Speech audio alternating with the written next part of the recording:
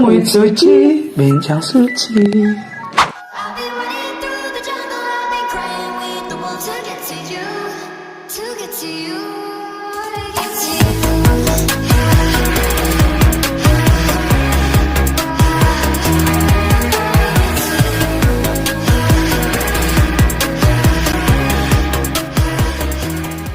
Halo semuanya, kembali lagi di Bincang Suci. Nah, sekarang kita sudah memasuki episode kedua. Kedua.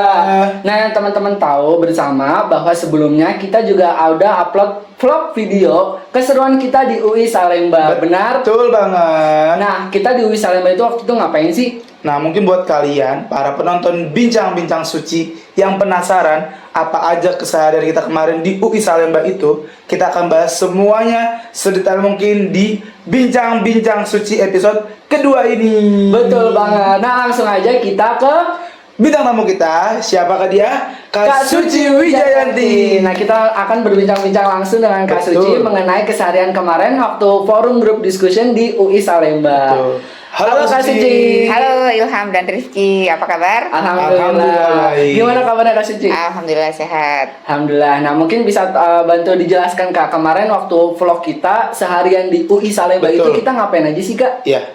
Iya, terima kasih. Nah, waktu vlog di UI Salemba itu, saya mendapatkan undangan dari sebuah instansi consulting untuk membahas tentang modul kurikulum yang akan diberikan atau disajikan oleh pihak Coca-Cola. Oh. Gitu. Nah, jadi Coca-Cola ini akan memberikan sebuah modul UKM yang bisa menjadi pembahasan utama atau bisa menjadi pembelajaran untuk para UKM di Indonesia yang diberikan secara gratis, bisa di-download secara gratis begitu. Oh, mantap banget. Nah, menurut Kak Suci outline materi dari FGD kemarin itu apa sih Kak?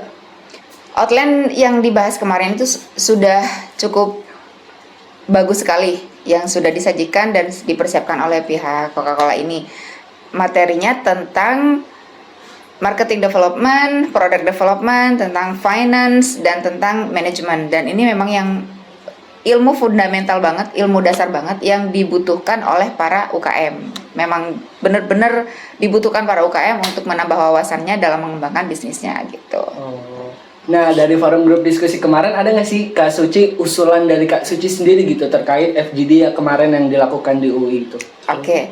Nah, usulan dari saya untuk pengembangan modul UKM itu boleh ditambahkan materi mindset untuk para pengusaha pemula atau yang untuk para pengusaha, mindset seorang entrepreneur atau seorang pengusaha itu yang seperti apa gitu. Yang pastinya untuk mindset para pengusaha itu pertama memang tidak mudah menyerah, tidak mudah mengalah dengan keadaan gitu. Pantang menyerah, terus semangat, tapi harus seperti apa sikap-sikap para UKM ini untuk biar mindsetnya itu jadi kuat, jadi strong gitu. Itu bisa dibuat modulnya, kurikulumnya seperti apa, dan prakteknya nanti seperti apa, seperti itu.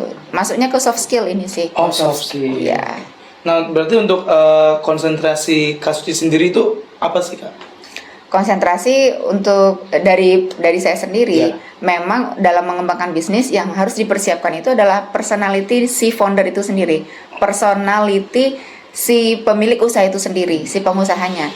Bagaimana kesiapan mentalnya, bagaimana kesiapan keahliannya, kemampuannya, bagaimana wawasannya, itu yang sangat fundamental itu ada di dirinya sendiri. Bagaimana kesiapan dia untuk membesarkan bisnisnya itu, mentalnya, wawasannya, networknya, bagaimana jaringan dia bergaul dengan siapa saja, dia bisa mengkomunikasikan bisnisnya atau tidak gitu. Jadi memang pertama dari dirinya sendiri, baru setelah itu bagaimana dia membentuk tim, bagaimana dia mengembangkan produk, bagaimana dia mempunyai strategi untuk memasarkan. Itu pertama memang harus si founder itu sendiri, how strong he is atau she is itu sendiri gitu. Mantap. Oke, nah mungkin Kak Suci, kita ingin bertanya ya, UMKM apa sih Kak yang akan menjadi mitra Coca-Cola yang akan diajak untuk naik kelas? Kalau saran saya, Coca-Cola untuk mengajak mitranya, mitra si UKM sendiri menjadi binaan si pihak perusahaan Coca-Cola ini, memang harus lebih difokuskan. Mereka mau memilih yang memang baru banget memulai bisnis, Iya. atau memang yang sudah dia starting dari 2 sampai 3 tahun ke atas, atau yang 5 tahun ke atas, atau yang sudah 10 tahun ke atas. Kalau diukur dari pendapatan, Ya. Coca-Cola ini mau menyasar UKM yang pendapatan revenue per bulannya itu yang berapa? Apakah yang sudah mendapatkan revenue 10 juta per bulan? Apakah yang revenue pendapatan omset di si UKM ini masih 1 juta, masih 2 juta gitu? Atau si Coca-Cola ini mau bermitra atau mau memilih binaan UKM-nya yang revenue-nya per bulan 50 juta ke atas atau yang 100 juta ke atas. Menurut saya harus lebih ditajamkan atau ditentukan UKM yang seperti apa yang akan mereka bina untuk dinaik kelaskan. Menurut saya Coca-Cola harus memilih UKM yang pendapatannya yang berapa, dari pendapatannya itu apakah yang 10 juta per bulan, 20 juta per bulan, 50 juta per bulan, agar lebih terlihat apa yang dilakukan oleh Coca-Cola ini, peningkatannya terhadap UKM itu sendiri gitu. Apakah oke, nanti si Coca-Cola ini, oh saya mau menyaring binaan UKM saya yang omsetnya 10 juta per bulan, Ya. mau dinaikkan jadi 20 juta per bulan. Nah, yang 10 juta per bulan ini kendalanya apa? Kenapa mereka dia belum bisa naik ke 20 juta per bulan? Nah, di situ ukuran nanti apa yang sudah diberikan binaan dari Coca-Cola bisa terlihat. Dari yang 10 juta bisa naik ke 20 juta atau ke 15 juta dalam jangka waktu 3 bulan gitu. Itu sih menurut saya lebih tajam lagi untuk memilih binaan UKM-nya yang seperti apa. Oh ya Kak Suci, nah itu mereka pengennya tuh diajak ke naik kelas yang di level apa sih? Kalau yang saya lihat dari modul, Ya.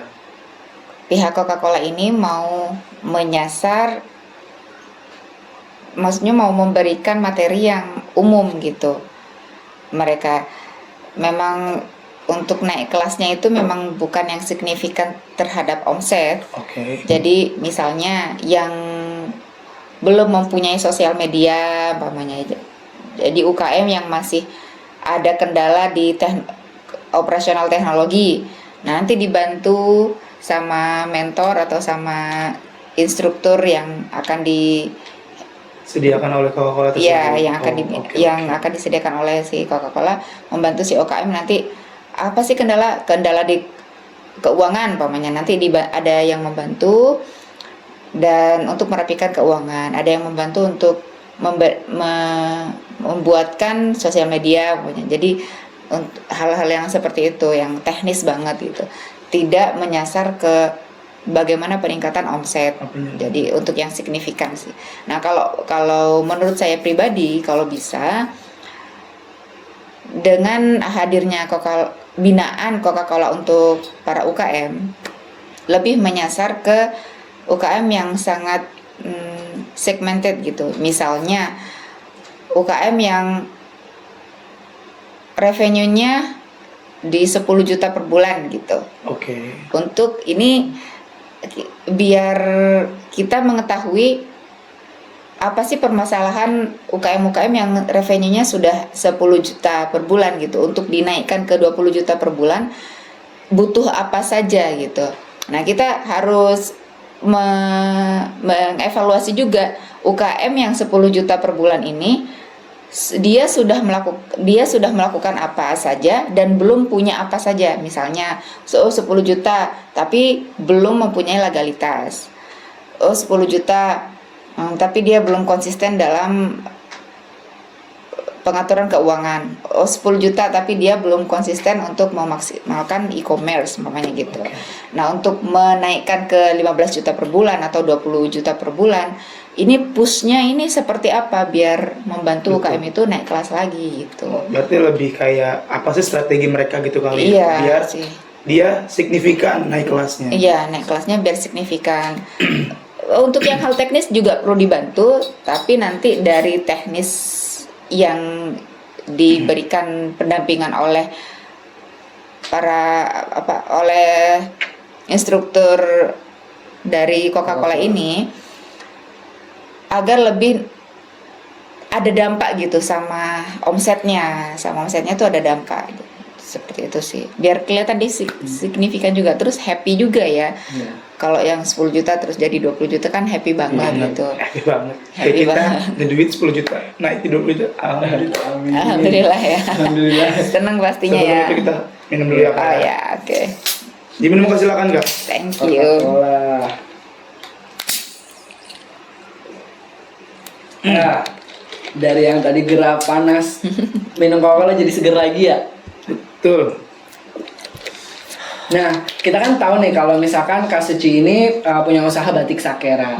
Nah, ada nggak sih Kak harapan Kak Suci apabila produk dari batik Sakeranya itu menjadi sasaran binaan dari Coca-Colanya itu sendiri? Betul. Pastinya.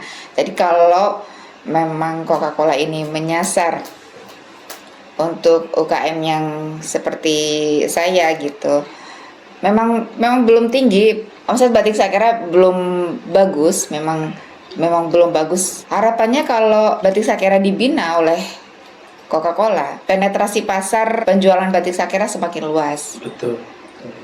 lebih menasional lagi, dan kalau bisa memang kita bisa go internasional gitu. Go internasional bisa ekspor. Yes. Gitu, bisa ekspor batik tulis, ekspor gitu. Nah, ini Lebih harapan ada nama lagi gitu. iya gitu, batik ekspor batik tulis yang asli dari Madura. Batik Sakera. Madura, bisa nanti dari Indonesia, dari berbagai daerah, intinya batik tulis gitu. Yes, Kita bisa batik ekspor asli. batik tulis asli dari Indonesia, kita ambil dari beberapa daerah gitu. Oh, mungkin sambil kita minum. Seger ya, minum Seger terus. banget. Oke. Rasanya tuh kayak adem gitu. Dan ini botolnya juga recycle. Recycle. Bisa di recycle. Oh iya. Iya, jadi ramah lingkungan. Oke.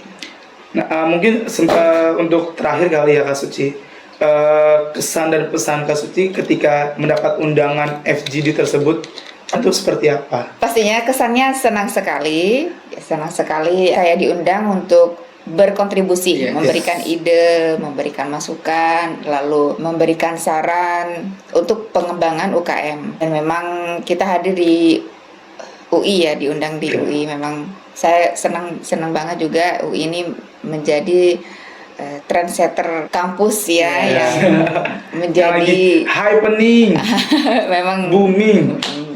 yang Masa memang udah diminati anak muda untuk menjadi alumni UI gitu. Iya, Kayaknya betul. memang keren banget. Harapannya juga dari UI banyak yang menjadi pengusaha-pengusaha hebat, Yes, pengusaha-pengusaha handal juga dari jebolan UI ini, biar bisa mengangkat perekonomian Indonesia dan mengangkat perekonomian daerah dari alumni-alumni di UI itu sendiri.